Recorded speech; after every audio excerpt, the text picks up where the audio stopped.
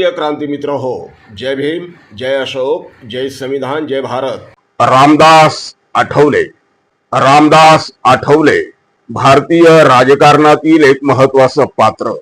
आज रामदास आठवले 68 वयाचे आहेत। या 68 वयाचे रामदास आठवले 1972 पासून दलित पॅंथरच्या माध्यमातून सक्रिय राजकारणामध्ये आले। तेव्हापासून तर आज तागायत रामदास आठवले हे सक्रिय राजकारणामध्ये आहे। सुमारे 54 वर्ष ते भारतीय राजकारणामध्ये वावरताना दिसत आहेत। सुमारे 54 वर्ष भारतीय राजकारणामध्ये रामदास आठवले सक्रिय आहे। महाराष्ट्राच्या इतिहासामध्ये वयाच्या अवघ्या 31व्या वर्षी मंत्रिपदावर विराजमान होणारे तरुण नेते म्हणून त्यांची नोंद आहे। अतिशय कमी वयामध्ये वयाच्या अवघ्या 31व्या वर्षी रामदास आठवले हे महाराष्ट्राचे मंत्री बनले। शरद पवारांनी त्यांना मंत्री बनवलं। ज्या वेळेला रिपब्लिकन ऐक्य झालं, आंबेडकरी समाजाचं ऐक्य झालं, त्यानंतर रामदास आठवलेंना मंत्रिपदाची लॉटरी लागली। शरद पवारांनी त्यांना मंत्रिपदावरती विराजमान केलं। तेव्हापासून म्हणजे 1990 पासून तर आता 2026 पर्यंत म्हणजे सुमारे 36 वर्ष रामदास आठवले हे सत्तेच्या राजकारणामध्ये आहे। कोणत्या ना कोणत्या सत्ता पदावरती रामदास आठवले विराजमान आहेत। पहिल्यांदा रामदास आठवले 1990 मध्ये आमदार होण्याच्या आधी मंत्री बनले, त्यानंतर ते आमदार बनले, त्यानंतर खासदार बनले, आता पुन्हा ते केंद्रीय मंत्री पदावर आहे। आणि या सत्ता पदांवरती राहण्यासाठी रामदास आठवले यांनी नेहमीच वैचारिक तडजोडी केलेल्या आहे। कधी ते काँग्रेस बरोबर गेले, कधी राष्ट्रवादी बरोबर गेले, कधी शिवसेनेबरोबर गेले, तर आता ते भारतीय जनता पक्षावर आहे। रामदास आठवलेंच्या राजकीय जीवनामध्ये अनेक टीका टिप्पणींना सामोरं जावं लागलं, अनेक आरोपांना आठवले यांना सामना करावा लागला। अगदी त्यांना कोणी काँग्रेसचे हस्तक म्हटलं, तर त्यांना कोणी भारतीय जनता पक्षाचे गुलाम म्हटलं, तर कधी त्यांना संघाचे गुलाम म्हणून हिणवण्यात आलं। परंतु रामदास आठवले यांनी कधी या टीका टिप्पणींना उत्तर दिलेलं नाही। आणि राजकीय जीवनामध्ये एखादा व्यक्ती सक्रिय असतो तेव्हा प्रत्येकाच्या वाटेला अशा टीका टिप्पणी येत राहतात, त्यामध्ये नवल असं काही नाही। आणि त्यामुळे रामदास आठवले यांना कोणी कितीही भारतीय जनता पक्षाचा दलाल म्हटलं, गुलाम म्हटलं, तरी त्याने मात्र रामदास आठवले यांना कोणताही फरक पडलेला नाही। परंतु या ठिकाणी खास नमूद करण्यासारखी बाब म्हणजे गेली 36 वर्ष हा माणूस सत्ता पदावरती आहे। आमदार, खासदार, मंत्री बिंत्री या कोणत्या ना कोणत्या रूपामध्ये गेली 36 वर्ष हा माणूस सत्ता पदावर आहे। ह्या कालावधी रामदास आठवलेंवरती भले अनेक आरोप झाले असतील की ते आंबेडकरी चळवळीशी गद्दारी केली, त्यांनी बाबासाहेबांच्या विचारांशी त्यांनी प्रतारणा घेतली, बाबासाहेबांच्या विचारांना ते विसरले, आता ते संघदास बनले, ते भाजपा दास बनले वगैरे वगैरे। परंतु ह्या माणसावरती त्यांच्या राजकीय आयुष्यामध्ये आणि त्यांच्या एकूणच जीवनामध्ये 68 वर्षाच्या जीवनामध्ये कधीही ह्या माणसावर भ्रष्टाचाराचा आरोप कोणी करू शकला नाही। आणि तसं पाहिलं तर रिपब्लिकन नेत्यांवरती प्रकाशजी आंबेडकरांपासून तर अगदी तळातल्या एखाद्या रिपब्लिकन कार्यकर्त्यापर्यंत कोणी भ्रष्टाचाराचा आरोप करू शकले नाही।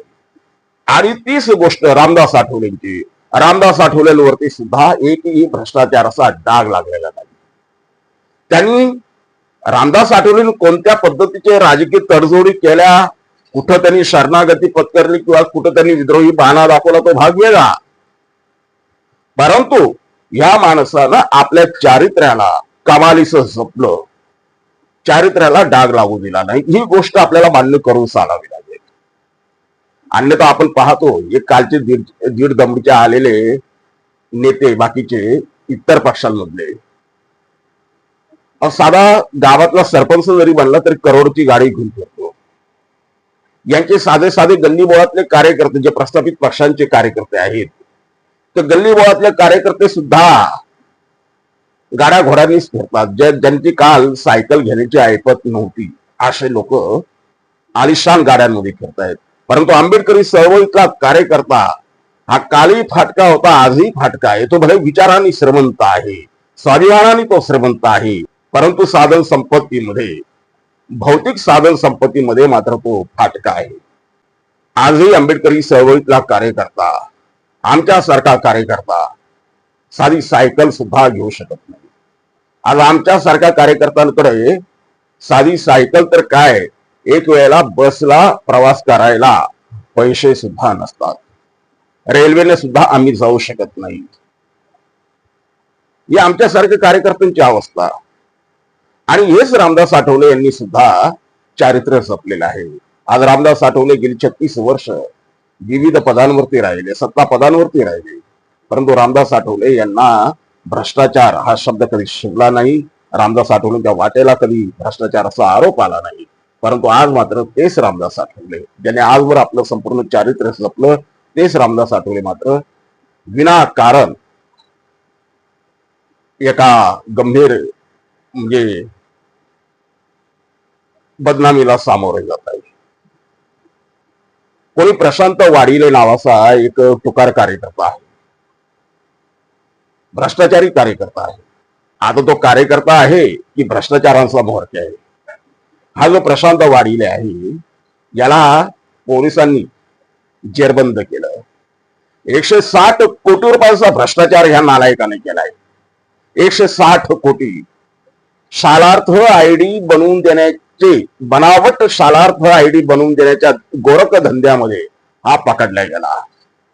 जेव्हा हा पकडला गेला त्यावेळेला त्याच्या घरातून नकली कागदपत्र, बनावट शिक्के वगैरे वगैरे सगळं काही मिळालं. आणि त्यावेळेला माहित पडलं की याने 160 कोटी रुपयांचा भ्रष्टाचार केला. आणि हा स्वतःला रामदास आठवले यांच्या पक्षाचा धुळे जिल्हा अध्यक्ष घोषित करतोय. त्याच्या मिळालेल्या कागदपत्रानुसार आणि मीडियावरती आलेल्या बातम्यानुसार हा रामदास आठवले यांच्या रिपब्लिकन पार्टी ऑफ इंडिया शिक्षक आघाडीचा धुळे जिल्हाध्यक्ष असल्याचे दिसून येते. परंतु रामदास आठवले यांचे जे निष्ठावंत कार्यकर्ते आहेत, जे पक्षाचे मूळ कार्यकर्ते आहेत, त्यांचं म्हणणं असं आहे की हा प्रशांत वाडिले नावाचा कोणीही कार्यकर्ता आमच्या धुळे जिल्ह्यात नाही. प्रशांत वाडिले नावाचा कोणी कार्यकर्ताच नाही. दुसरी गोष्ट, रामदास आठवले यांच्या रिपब्लिकन पार्टी ऑफ इंडियामध्ये शिक्षक आघाडी हा नावाचा प्रकारच नाही.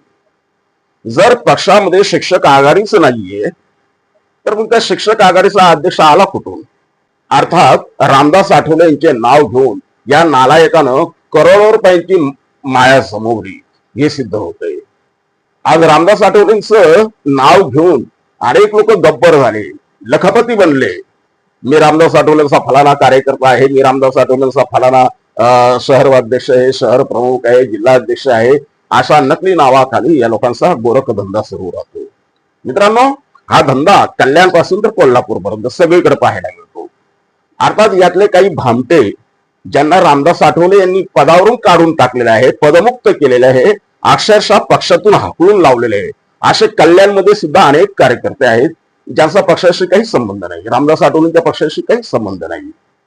रामदास आठवले यांनी त्यांना हाकलून दिलेले आहे. असे कल्याणपासून तर कोल्हापूर पर्यंतचे कार्यकर्ते ज्यांना रामदास आठवले यांनी पदावरून हाकलून लावले, ज्यांचा पक्षाशी काही संबंध नाही, असे नालायक दलाल लोक रामदास आठवलेंच्या पक्षाचा पदाधिकारी म्हणून आजही सत्ताधाऱ्यांबरोबर चमचागिरी करताना दिसतात, त्यांची दलाली करताना दिसतात. कल्याणमध्ये फार मोठं उदाहरण आपल्याला दिसून येते. कल्याणमध्ये तर या अशा दलालांचा सोबत सोहळा झाला आहे. लोकांचं म्हणणं असं आहे, जी चर्चा आपल्याला ऐकायला येते त्या लोकांचं म्हणणं असं आहे की रामदास आठवलेंच्या पक्षामध्ये कार्यकर्ते कमी आहेत, कार्यकर्ते दुर्मिळ आहेत, दलालांचा भरणा जात आहे. आठवलेंच्या पक्षात कार्यकर्ते आहेत की नाही, की फक्त दलाल भरले, असा सर्वसामान्य आंबेडकरी कार्यकर्त्यांचा आरोप आहे किंवा त्यांचं निरीक्षण आहे. आणि अर्थात याला जबाबदार आठवले साहेबांची कार्यपद्धती आहे. आठवले साहेबांनी जे कोणी दलाल आहे ज्यांना हाकलून दिलेलं आहे आठवले यांनी, त्या दलालांचा कायमचा बंदोबस्त केला पाहिजे. हे लोक एक तर रामदास आठवलेंनाही बदनाम करतीलच करतील, पक्षालाही बदनाम करत आहे आणि पक्षाबरोबर त्या संपूर्ण आंबेडकरी चळवळीला बदनाम करत आहे. अशा या दीड दमडीच्या दलालांचा बंदोबस्त आठवले यांनी केला पाहिजे. आज आपल्या डोळ्यासमोर आपल्या शहरामध्ये, आपण ज्या शहरामध्ये राहतो त्या शहरामध्ये आठवले साहेबांनी हाकलून दिलेला कार्यकर्ता, हकालपट्टी केलेला कार्यकर्ता हा पक्षाचा प्रतिनिधी म्हणून, आणि विशेष म्हणजे ज्या आठवणीचे सध्याच्या अधिकृत कार्यकर्ते त्या ठिकाणी पदाधिकारी आहेत, त्या अधिकृत पदाधिकाऱ्यांबरोबर हे दलाल भामटे काय करतात. अर्थात रामदास आठवले यांनी त्या अधिकृत पदाधिकाऱ्यांना जा विचारला पाहिजे, याला तर मी हाकलून दिले, हा तुमच्याबरोबर कसा, हा पक्षाच्या विचारमंचावर कसा. परंतु आठवले साहेब तसा विचारत नाही आणि त्यामुळे या दलालांचा फावतय. भले कागदोपत्री आठवले साहेबांनी यांना हाकलून दिलेलं असतंय, परंतु आजही ते आठवले साहेबांच्याच पक्षामध्ये हुजळ माथ्यानं पदाधिकारी म्हणून मिरवतात.